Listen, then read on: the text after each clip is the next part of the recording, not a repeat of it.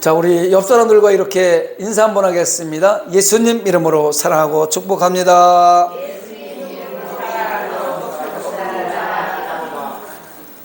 저도 여러분들을 예수님 이름으로 사랑하고 축복합니다. 그리고 오늘도 동영상으로 예배드리는 성산 가족 여러분, 여러분들을 예수님 이름으로 사랑하고 축복합니다. 한번 따라하겠습니다. 자녀들아, 우리가 말과 혀로만 사랑하지 말고 행함과 진실함으로 하자. 요한일서 3장 18절 말씀. 할렐루야. 말씀을 듣고요, 그 말씀을 삶으로 살아내는 것이 그리스도인의 모습입니다. 그래서 어떻게 하든지 다 따라서 다 말씀대로 살아갈 수는 없지만 어찌하든지 이번 주에 여기서 들은 말씀을 가지고 한 주간을 그 말씀대로 살아내려고 애써야 돼요. 애쓰다 보면 조금씩 예수 그리스도를 닮아갈 수 있는 겁니다. 그리고 우리가 움직이는 곳에는 예수님의 향기가 나타나게 되어 있는 것입니다. 살아가기 참 힘들지요. 어렵습니다. 날씨도 여름이 다 지나갔는데도 계속해서 33도, 34도가 넘어가면서 무더위가 지속되어 있어서 적응하지 못하고 참 힘들어하는 그런 모습을 바라봅니다. 우리가 이 땅을 살아가면서 대충 살아가는 거 아니지 않습니까? 마음을 다하고 힘을 다하고 합력해서 최선을 다해서 세상 다 해도 살아가는 것이 쉽지가 않은 이 시대를 살아가고 있는 여러분들의 모습을 보면서 마음이 그리 편하지 않습니다. 열심히 살아가고 있는데 여전히 힘들어하는 그 모습을 보면서 제 마음이 편하지가 않습니다. 옛날로 한번 돌아가 봅니다. 어린 시절 넉넉하지는 않았어도 그래도 못 먹고 못 사는 그 시대였어도 서로를 돌아보면서 마음을 나누던 지난 날들이 때로는 그리워집니다. 저 아랫집에서 연기가 나지 않으면 아침밥을 굶고 있는 거잖아요. 그러면 죽을 써서 먹어도 죽 한 그릇씩 나눠 먹던 그 시절이 다시 왔으면 좋겠습니다. 백지장도 맞들면 낫다고 하면서 서로 짐을 나누어지라고 우리 형제들에게 늘 말씀하셨고, 콩 한 알도 반쪽씩 나누어 먹으며 살라 하시던 할아버지의 말씀도 스쳐 지나갑니다. 언제부터라고 단정 지을 수는 없지만 세상은 빠르게 변하고 변화의 물결 속으로 모든 사람들이 빨려 들어가고 있습니다. 내가 의도하지 않아도 세상의 빠른 문화의 물결 속으로 빨려 들어가고 있습니다. 발전하는 경제 속에서 살아가는 것은 편해지고 문화가 얼마나 다양해졌는지 놀거리, 볼거리, 먹을거리, 즐길거리들이 넘쳐납니다. 그것이 사람들의 마음과 생각과 삶을 빨아들이는 블랙홀이 되어서 모든 사람들이 자기가 의도하지 않아도 빠른 속도로 훅훅 빨려 들어갑니다. 예배당은, 옛날 예배당은, 좀 사람이 모이는 예배당은 예배가 끝나기 전에 먼저 좋은 자리를 가려고 문 앞에 서서 인산인해를 이뤘었습니다. 그런데 언제부턴가 빈자리가 늘어나고 텅텅 비워지기 시작합니다. 많은 사람들이 산골짜기에 기도원들을 찾아서 기도했었는데 기도원들이 하나씩 하나씩 문을 닫는데 먹고 마시는 곳, 춤추고 즐기는 곳, 이곳에는 발 디딜 틈 없이 사람들이 넘쳐납니다. 지난주에 어느 목사님이 저 속초 양양 쪽에 다녀왔다고 그래요. 사실은 8월 15일이 지나면은요, 많은 사람들이 바닷가 찾지 않습니다. 그런데 8월 15일이 지났음에도 불구하고 해수욕장이 물반 사람 반이었대요. 얼마나 많은지 발 디딜 틈이 없대요. 그런 모습을 보면서 경제가 어렵다고 하는 말이 느껴지지 않습니다. 비싼 맛집에요, 주말 되면요 표를 받고 기다려야 돼요. 백화점에도요 명품 매장 앞에 사람들이 몰려듭니다. 그런데 세상은 그렇다 치더라도 교회는, 성도는, 예수 믿는 하나님의 백성이 나는 좀 구별되어야 했습니다. 그런데 교회도 성도도 나도 그 유행의 바람을 피할 수 없었습니다. 여전히 성도이기에 하나님을 예배한다고 했지만 나도 모르게 조금씩 무너진 그 마음이 화려하고 재미나는 세상으로 빨려 들어가는 것을 인지하지도 못하고 빨려 들어가고 있습니다. 겉으로는 예배자이고 성도로서 거룩의 옷을 입고 있는 듯하지만 유행이라는 블랙홀에서 내 스스로 내 자력으로 탈출할 수 있는 힘을 모두 상실해버렸어요. 그 유행이라는 문화, 과학의 발달이라는 그 경제의 발달이라는 그 삶 속에서 내가 스스로 빠져나오기가 힘들어요. 아니, 빠져나올 수도 없습니다.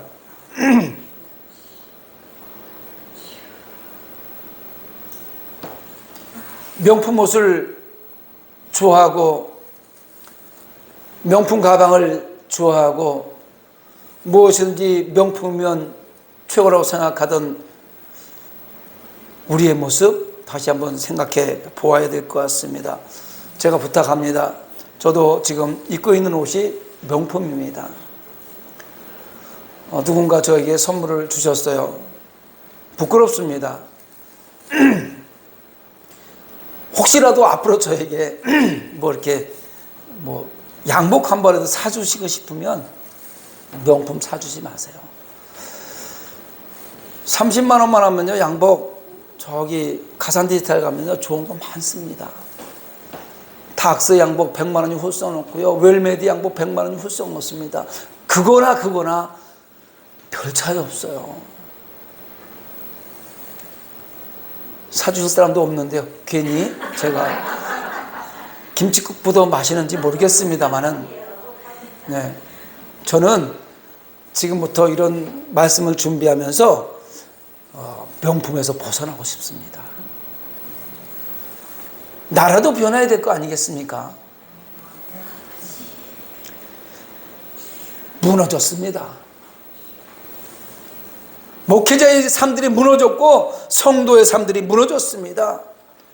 성도들의 마음의 성전이 무너져서 황폐해졌습니다. 상하상에서 산의 진미를 먹고 배가 불러서 아쉬운 것이 없습니다. 그러다 보니까 또 무너졌어요. 뭐가요? 예배가 무너지고 기도가 무너지고 찬양 소리가 들리지 않습니다. 이 성전이 황폐하였거늘 너희가 이때에 판벽한 집에 거주하는 것이 옳으냐? 여기 판벽한 집이 뭐예요? 그럴듯한 집에서 사는 것이 맞냐? 하나님의 음성이 또렷하게 들려오는 듯해서 두렵습니다. 그래서 오늘 학개서 1장 3절로 11절을 본문으로 해서 황폐해진 마음의 성전 재건이라는 제목으로 은혜의 말씀을 나누려고 합니다. 우리 속담에 밑 빠진 독에 물 붓기라는 말이 있습니다. 아무리 물을 길어다 부어도 밑이 빠진 독에 물이 채워질 수가 없습니다. 결국에는 아무리 노력하고 부지런히 일해도 삶을 살아가는데 허덕거리고 있다는, 헛수고하고 있다는 말입니다. 유다 백성들이요, 오늘 본문으로 돌아갑니다. 유다 백성들이 70년 포로 생활을 마치고 예루살렘으로 귀환했어요. 자기 고향으로 다 왔습니다. 그리고 그들은 제일 먼저 성전을 건축하기 시작합니다. 성전을 지금 한참 건축하고 있는데 방해꾼이 나타나요. 꼭 하나님이 일을 할 때는요, 방해꾼이 나타납니다. 누구냐면 사마리아 사람들이 성전 건축을 방해하는 거예요. 예루살렘 성전이 지금 무너져 있는데 그 무너진 성전을 건축하려고 그러는데 사마리아 사람들이 와서 그거를 방해하는 거예요. 성전 건축을 방해하는 이유는 이렇습니다. 같이 사마리아 사람들이 나도 하나님 성전을 재건하는데 동참하고 싶으니까 나도 좀 끼워달라, 이렇게 지금 이야기하고 있는 거예요. 좋은 의미죠. 그런데 남유다 백성들은요, 사마리아 사람들을 사람 취급하지 않습니다. 같은 이스라엘 사람으로 생각하고 있지 않습니다. 왜냐하면요, 그들은 혼혈 민족이기 때문에 그렇습니다. 그 혼혈 민족, 그 더러운 몸으로 성전 건축에 참여할 수 없다는 것입니다. 왜 그러냐면 사마리아 사람과 유다 사람들은요, 원래 이스라엘 민족이야, 유다 백성의 히브리인들입니다. 한 형제들이었습니다. 그런데 솔로몬 왕조가 끝나면서 초대왕 사울왕이 40년, 다윗 왕이 40년, 솔로몬 왕이 40년, 약 120년간의 왕조 시대가 끝나면서 이 이스라엘이 두 나라로 갈라집니다. 우리나라가 남과 북으로 갈라지듯이 남유다와 북왕국 이스라엘로 분열이 되었습니다. 남유다는 유다 지파와 베냐민 지파가 솔로몬의 아들인 르호보암을 왕으로 세워서 예루살렘을 수도로 해서 만들어진 나라가 남유다고, 북왕국 이스라엘은 나머지 10지파들이 모여서 사마리아라는 그 땅을 수도로 해가지고 솔로몬의 신복 부하였던 여로보암을 초대 왕으로 해서 시작한 나라가 북왕국 이스라엘, 남유다는 르호보암이 첫 왕으로 시작한 나라가 남유다. 알아들어요? 네, 몰라도 괜찮아요. 그랬다는 거예요. 자, 이 두 나라가 같은 민족이었으니까 때로는 힘을 합쳐서 이웃 나라와 전쟁을 해서 이기기도 하고, 또 어떤 때는요, 서로 나라가 틀리다고 생각하고 전쟁을 해서 땅을 차지하기 위해서 싸우기도 했습니다. 그런데요, 남유다 백성들이 사마리아인 북왕국 이스라엘을 멸시하기 시작했던 이유가 있어요. 북왕국 이스라엘이 기원전이라는 얘기는 예수님이 태어나기 이전을 기원전이라고 그래요. BC 722년에 아수르라는 나라에게 완전히 패망을 망해버립니다. 나라가 없어지게 된 거죠. 그런데 그 아수르라는 나라가 북왕국 이스라엘을 지배하고 펴는 정책이 무슨 정책을 폈냐면 사마리아 사람들과 아수르 사람들과 결혼을 시키는 혼혈 정책을 쓰게 됐습니다. 결국 지배를 당한 이 북왕국 이스라엘 사마리아 사람들은 아수르 사람들과 서로 결혼할 수밖에 없어요. 결혼을 하게 된 겁니다. 이때 당시에 이스라엘 백성들은요, 하나님이 선택한 민족이기 때문에 다른 나라 사람들과 혼인해서 자녀를 낳는다는 것은 상상할 수 없는 것입니다. 그래서 남유다 백성들은요, 이미 혼혈아가 되어버린 사마리아 사람들을 성전 건축하는 일에서 배제를 시켜버린 거야. 너희들 같이 더러워진 몸, 더러워진 그 마음으로 성전 건축에 참여할 수 없다 이래서 배제시킨 거예요. 옛날에 우리나라가 6.25 전쟁을 겪으면서 저희 어린 시절에는 혼혈아들 참 많이 있었어요. 피부가 검은 애들도 한국말 하면서, 왜 한국 엄마하고 미국 남자하고 결혼해서 낳았던 혼혈, 많이 놀리기도 했잖아요. 지금은 그런 것들이 다 그냥 보편화가 돼가지고 괜찮아요. 옛날엔 그래서 엄청나게 놀림받기도 했어요. 지금 이 상황이 그런 상황이에요.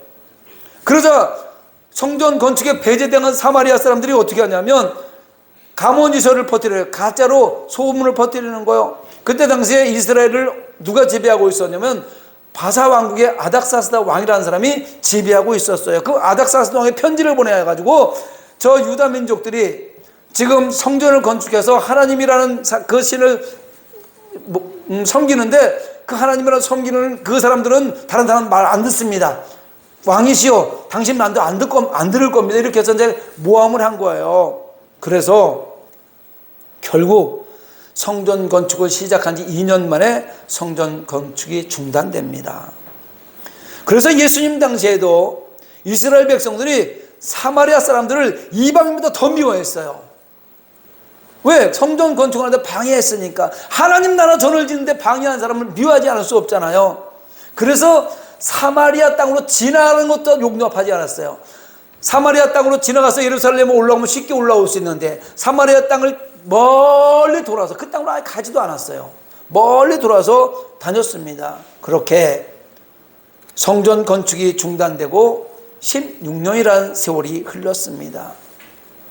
그리고 오늘 본문에 등장하는 학개라는 그 선지자를 통해서 하나님께서 성전을 재건하라고 명령하고 있는 것입니다.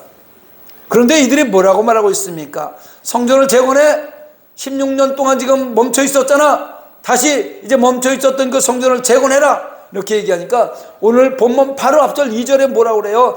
이 백성이 말하기를 여호와의 전을 건축할 시기가 이르지 아니하였다 하느니라. 이렇게 지금 기록하고 있습니다.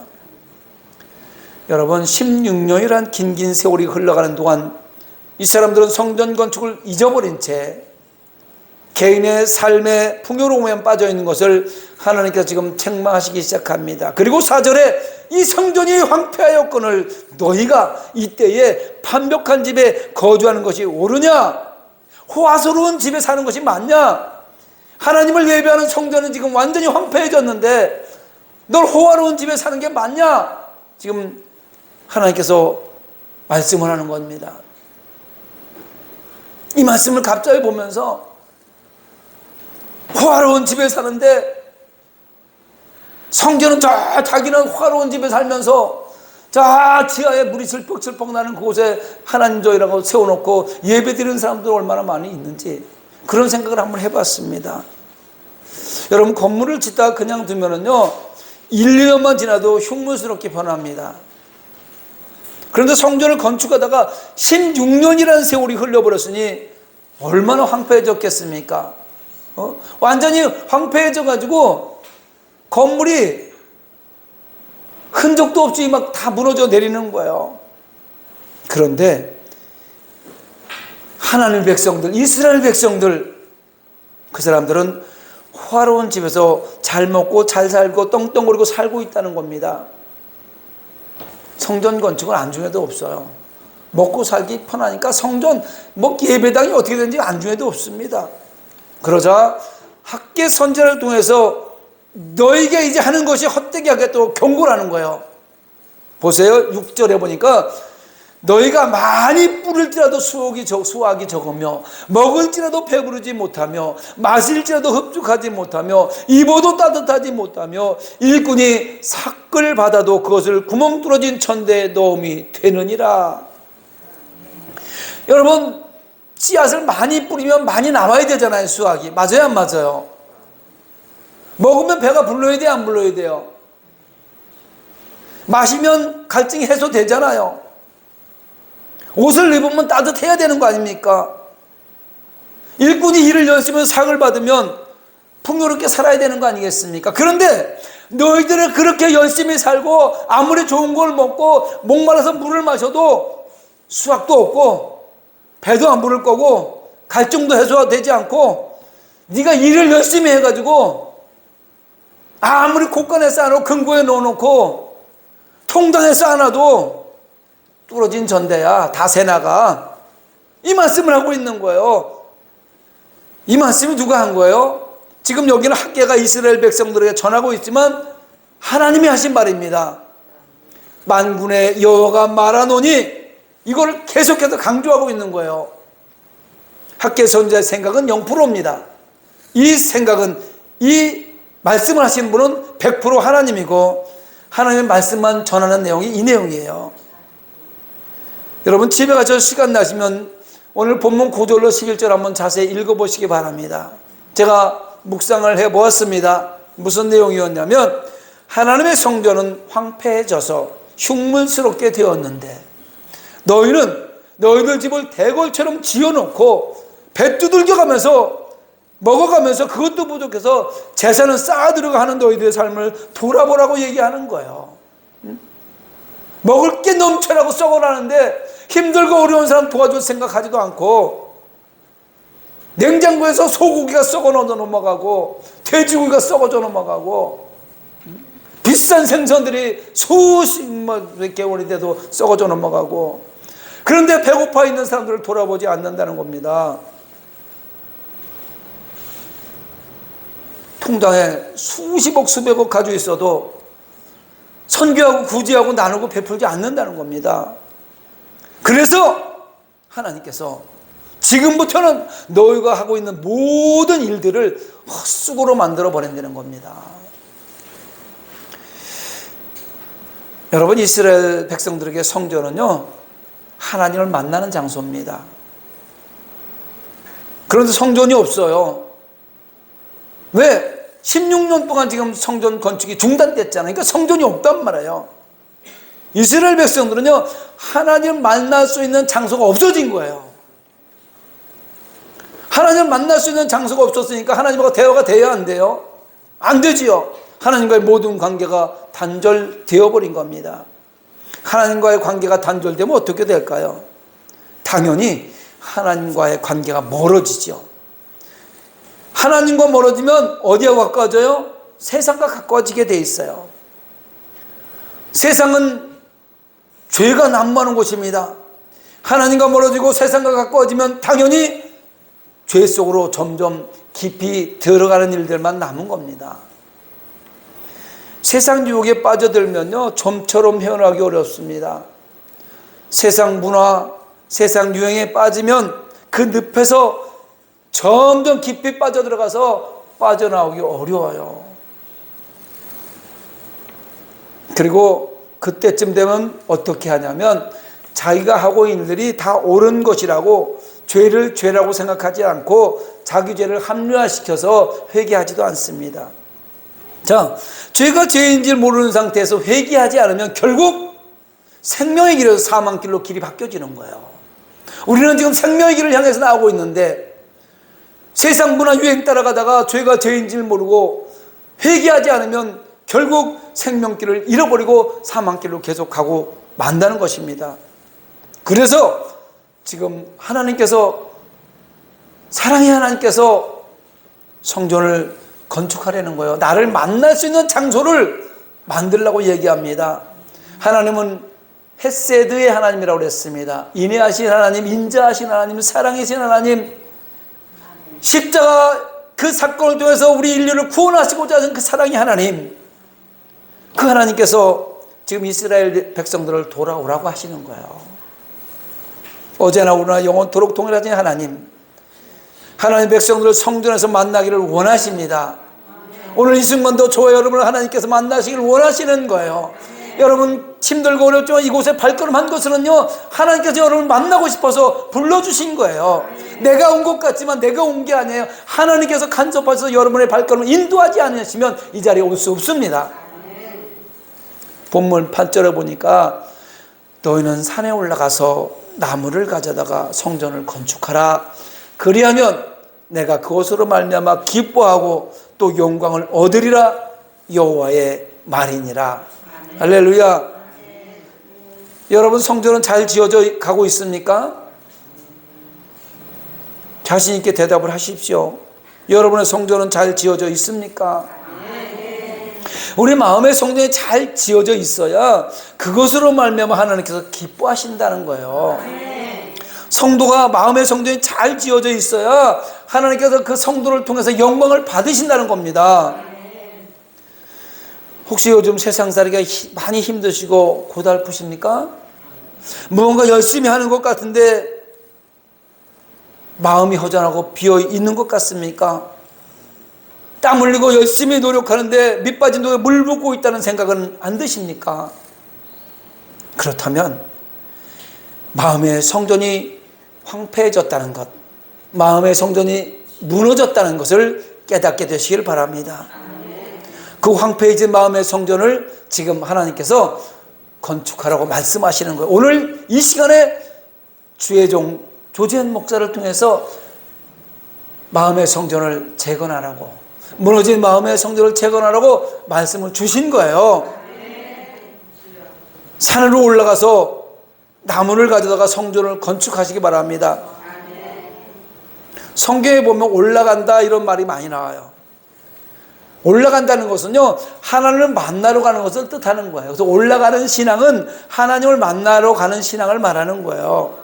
창세기 13장에 보면요, 아브라함이 본토 친척 아비집을 떠나서 가나안 땅에 들어왔는데 가나안 땅에 기근이 들어서 애굽으로 갔어요. 애굽으로 내려가면 안 되는 거예요. 애굽은 내려가는 곳이거든요. 내려간다는 건 예수 믿던 사람들이 세상을 향해 갔다는 얘기예요. 근데 애굽은 내려가니까 애굽에 많은 고난을 당하고 다시 베들로 올라갑니다. 그리고 그 베델에서 첫 제단을 쌓았던 곳이 베델입니다. 그래서 여기서 올라간다는 단어가 나옵니다. 그리고 그곳에서 여호와의 이름을 불렀다, 이렇게 성경은 기록하고 있습니다. 또 창세기 35장에 보면 야곱의 이야기가 나오는데, 야곱이 20년간 삼촌집에서 고난을 받고 이제 많은 재산을 가지고 오는데 형 에서가 무서워서 야복강가에서 기도하다가 천사하고 씨름을 하고 야복강을 건너 형 에서를 만났는데 형 에서 화해를 하고 이제 어디로 가야 되냐면 처음에 자기가 그 밧다라로 갈 때 약속했던 베델로 갔어야 돼요. 돌 베고 잠자면서 하나님을 만났던 그 베델로 갔어야 되는데, 가다가 보니까 세겜성이라는 곳이 나옵니다. 이 세겜성에 가니까 거기 먹고 살만한 게 좋은 거예요. 그러니까 돈을 얼마 주고 세겜성에 땅을 사고 거기 머물기 시작합니다. 그 세겜성에서 딸 디나가 그 세겜성의 성주 하몰의 아들 세겜에게 강간을 당해요. 그러다가 강간을 당하니까 이 디나의 오빠 시므온과 레위가 세겜 남자들을 할례를 시킨 다음에 다 죽여버립니다. 살인죄를 저질러요. 그때 야곱이 깨닫고 베델로 올라갑니다. 모든 금장식 이런 것을 다 상수리 나무 아래 묻어버리고 세상 것, 세상 생각을 다 버려버리고 베델로 올라갑니다. 그리고 그곳에서 제단을 쌓습니다. 그리고 예수님께서도요, 온 인류의 성전을 완성하기 위해서 십자가를 지시러 예루살렘 성으로 올라가신다고 성경은 얘기하고 있습니다. 그래서 우리는 올라가는 신앙을 가져야 돼요. 올라가는 신앙은 하나님 만나러 가는 신앙이에요. 그리고 예수님께서 어떻게 했습니까? 예루살렘 와서 황폐해진 성전, 타락한 성전, 장사꾼이 득실되는 성전을 정돈하시고 새로운 성전을 십자가를 통해서 지으신 것입니다. 그리고 그 성전에 들어오는 자는 생명을 얻되 풍성이 없고 천국을 소유하게 된다고 성경은 기록하고 있습니다. 바로 우리로 하여금 예수 안의 삶을 살아갈 수 있는 길을 열어주신 것입니다. 오늘 말씀에 산으로 올라가서 라는 이 말은 다시 한번 말씀드리자면 하나님을 만나는 적극적인 태도를 보이라는 거예요. 예배의 장소로 나오는 힘들어도 나오라는 얘기예요. 예배의 장소는 나와야 하나님을 만나기 때문에, 물론 여러분 삶 가운데도 하나님 이름을 부르며 만나주시죠. 그런데 올라가는 신앙은요, 우리 함께 모여서 예배할 때 하나님께 이곳에 임재하셔서 여러분이 필요한 모든 것들을 채우시고 역사하시고 충만케 하시는 분이기 때문에 예배의 장소로 올라오라고 얘기하는 겁니다. 예배 교회 공동체에 소속이 돼서 제단을 쌓는데 예배를 드렸는데 열심을 내라는 거예요. 그리고 나무를 가져서 성전을 건축하라 이렇게 얘기합니다. 이 나무는 누구냐면 예수님을 얘기하는 거예요. 에스겔 17장 22절에 23절을 제가 읽어드리겠습니다. 주 여호와께서 이같이 말씀하시되 내가 백향목 꼭대기에서 높은 가지를 꺾어다가 심으리라. 내가 그 높은 세 가지 끝에서 연한 가지를 꺾고 높고 우뚝 솟은 산에 심되 이스라엘 높은 산에 심으리니 그 가지가 무성하고 열매를 맺어서 아름다운 백향목이 될 것이요 각종 새가 그 아래에 깃들이며 그 가지 그늘에 살리라. 할렐루야. 예수님을 지금 아름다운 백향목이라고 표현하고 있는 것을 알 수가 있습니다. 나뭇가지를 꺾고다가 성전을 건축하라 그러니까 여러분 이 설교를 듣고 도덕성 가서 나무 배우면 안 돼요? 요 개웅산 갖고 나무 배우면 안 돼요? 좋은 나무 찾아서 저 태백산 갖고 좋은 나무 배우면 벌목하고 안 내고 배우면 벌금을 넣어야 돼요? 그 얘기가 아니라 예수님을 예표하는 거예요. 예수님을 만나라는 거예요. 예수님. 그리고 예수님이 누구냐면 말씀이에요. 예수님은 말씀이에요. 결국 예수님을 만나는 것은 예수님이 여러분 앞에 나타나는 것이 아니라 이 하나님의 말씀 가운데 들어가면 예수님을 만나는 걸 얘기하는 거예요. 예수님 말씀이시고 생명이고 빛입니다. 요한복음 1장 1절로 4절을 보니까 태초에 말씀이 계시니라. 이 말씀이 태초에 계셨다는 거예요. 하나님하고 같이 계셨다는 거예요. 이 말씀이 하나님과 함께 계셨으니 이 말씀은 곧 하나님이시라. 하나님하고 같이 계셨는데 예수님이 하나님이라는 거예요. 그가 태초에 하나님과 함께 계셨고 만물이 그로 말미암아 지은 바 되었으니 지은 것이 하나도 그가 없이는 된 것이 없느니라. 그 안에 생명이 있었으니 이 생명은 사람들의 빛이라. 예수님은 말씀이시고요, 생명이고 빛입니다.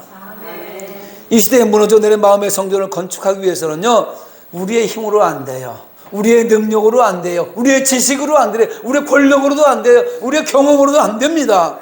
오직 예수님 말씀으로만 될 수 있습니다. 사랑하는 성산교회 성도 여러분, 말씀을 맺으려고 합니다. 거칠고 사나운 환경으로 살아가는으로 말미암아 우리들의 마음의 성전이 너무나 황폐해졌습니다. 어쩌면 무너져 내렸습니다. 삶이라는 이유로. 그런데 하나님께서는요, 마음의 성전을 다시 세우라고 말씀하고 계십니다. 마음의 성전을 세워야 하나님께서 그 성전 안에 거하시고 우리의 삶을 주관해 주신다는 것입니다. 지금까지 지켜주신 에베네셀의 하나님, 오늘도 이 자리에 함께 하시는 임마누엘 그 하나님,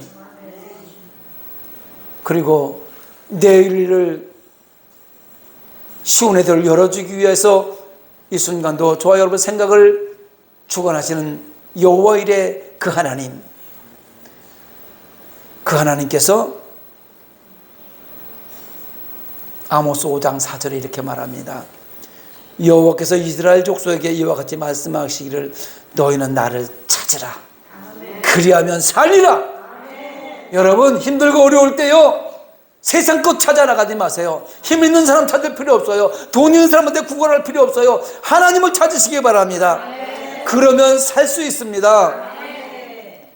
이스라엘 백성들이 하나님께 제단을 쌓기 위해 산으로 올라가듯이 거룩한 주일에는 예수님께서 머리가 되시는 예배의 공동체 교회를 찾아 나오시기 바랍니다.